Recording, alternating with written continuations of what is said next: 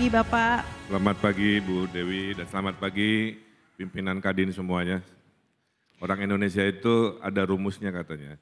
Kalau diseragamin suka kompak organisasinya. Ini kan kompak nih seragam. Tepuk tangan buat Kadin.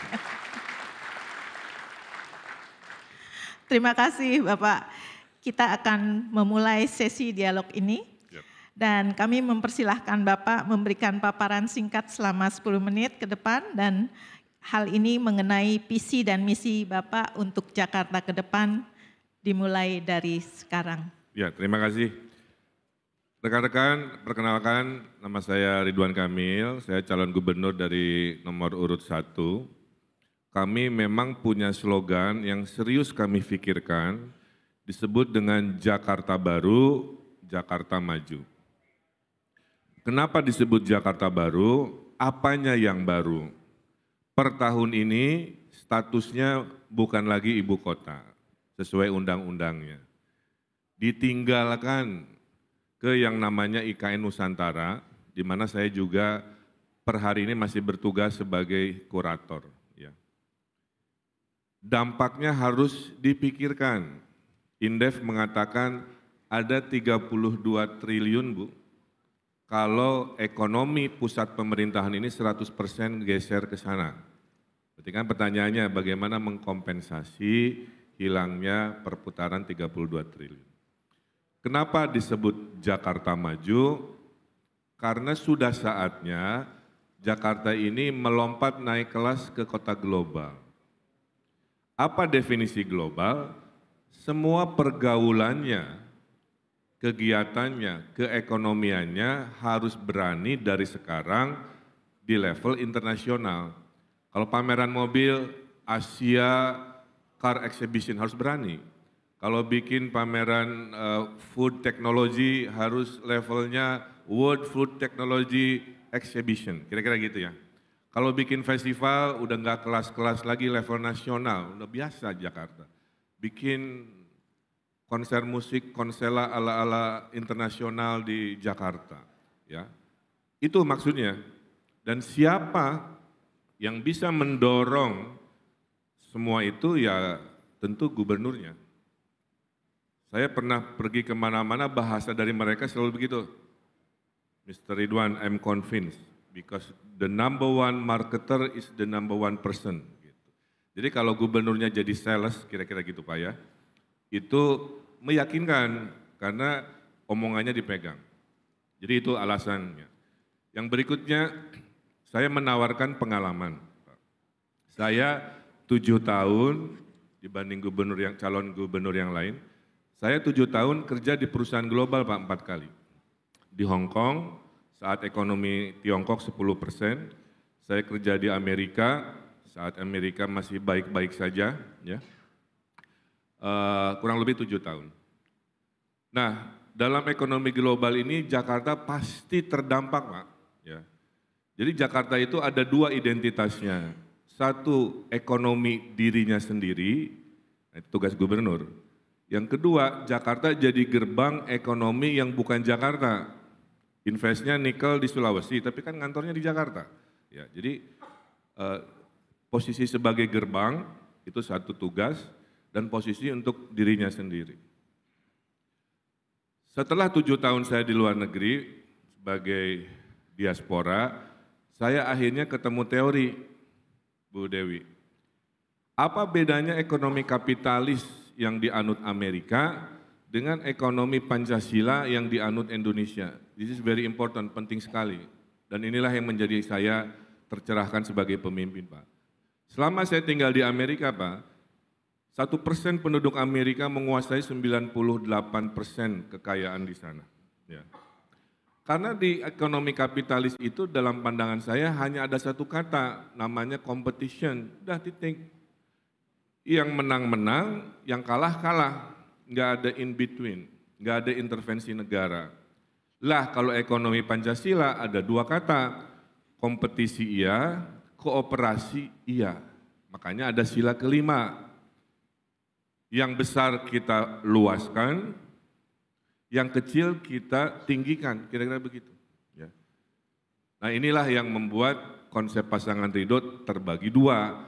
Ada ekonomi global, ekonomi besar, ada ekonomi kerakyatan yang negara harus intervensi, Pak. Nah, oleh karena itu, yang pertama kita bicara dulu ekonomi global.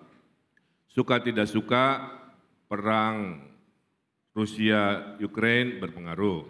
Suka tidak suka, perang di Gaza berpengaruh. Suka tidak suka, slowdown di Amerika pengaruh kepada ekspor kita. Suka tidak suka, kelebihan produksi di Tiongkok membanjiri ke kita. Intervensinya gimana? Nah, itu level nasional. Tugas gubernur menyampaikan keresahan ya ketika solusinya adalah kebijakan, Pak, ya. Menyampaikan ke Menko Ekonomi dan lain sebagainya. Tapi dampaknya ada. Nah, yang akan dilakukan oleh kami, Pak, adalah satu, rajin menginformasikan dan melakukan undangan-undangan untuk investasi. Saya dulu bikin West Java Economic Forum rutin, Pak, setahun 2 kali. Nah, itu juga akan kami lakukan. Ya. Orang tidak tahu kita punya potensi apa kalau kitanya tidak memamerkan menu-menu investasinya. Yang kedua, kita juga dari sekarang karena bagian dari kota global harus merespon isu, Pak. Ya. Makanya kalau kami terpilih, Jakarta akan menjadi provinsi pertama yang berinovasi namanya climate budget. APBD-nya akan kami rancang sampai ke detil-detil itu untuk mengurangi karbon, kira-kira begitu. Di dunia belum banyak, tapi saya tahu ada di Norwegia, di mana. Ya. Sehingga 80 triliun uang APBD Jakarta sambil kita putarkan untuk pembangunan, ujungnya juga melakukan itu. Yang kedua, Jakarta kota yang pariwisatanya masih kurang, Pak. Cuman 1 malam turis datang nginep di Jakarta, sisanya ke Bali, ke Bandung. Weekend, 2 juta orang Jakarta kabur.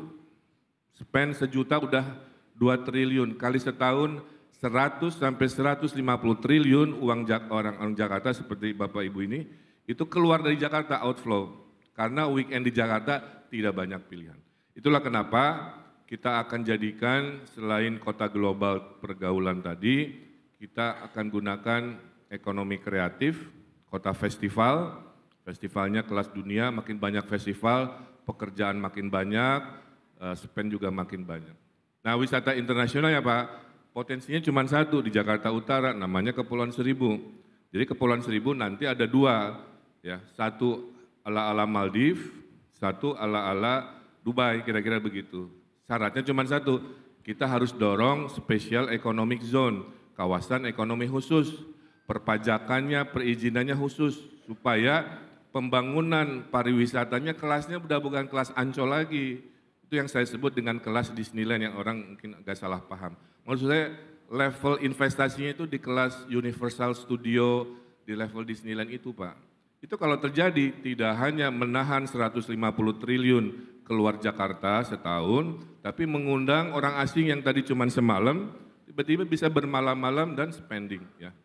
Nah, kemudian itu yang akan membuat Jakarta kompetisinya naik kelas sebagai kota global. Nah, karena ekonomi Pancasila, berikutnya saya ngurusin fakir miskin. Kemiskinan struktural Bapak Ibu tidak bisa dibereskan tanpa intervensi negara. Pak Ridwan, saya pengen usaha tapi nggak punya motor sebagai agunan.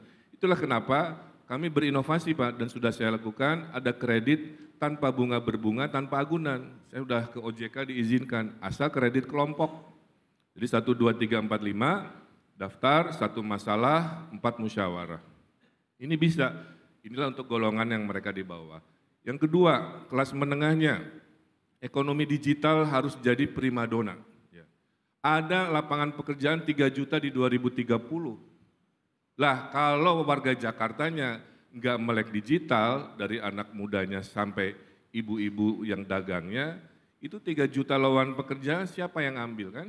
Nah, karena catatannya adalah setiap usaha yang naik kelas dengan digital ekonomi, pendapatannya naik 26%. Makanya pedagang Tanah Abang saya motivasi 2, dagang seperti biasa tapi dikit-dikit sambil nunggu customer dia jualan online juga. Nah jadi ekonomi digital, kemudian ekonomi kelas menengah Gen Z-nya juga digital, maka kita konkret ada program namanya Jakarta Digital Academy Pak, 100.000 anak Gen Z kita latih supaya mengabsorb 3 juta lapangan pekerjaan. Terakhir dari saya, dari semua yang saya omongkan Pak, ya dari urusan ekonomi mikro sila kelima sampai climate budget sampai kota global, tim kami sudah mencatat pasangan Ridho siap 1 juta lapangan pekerjaan.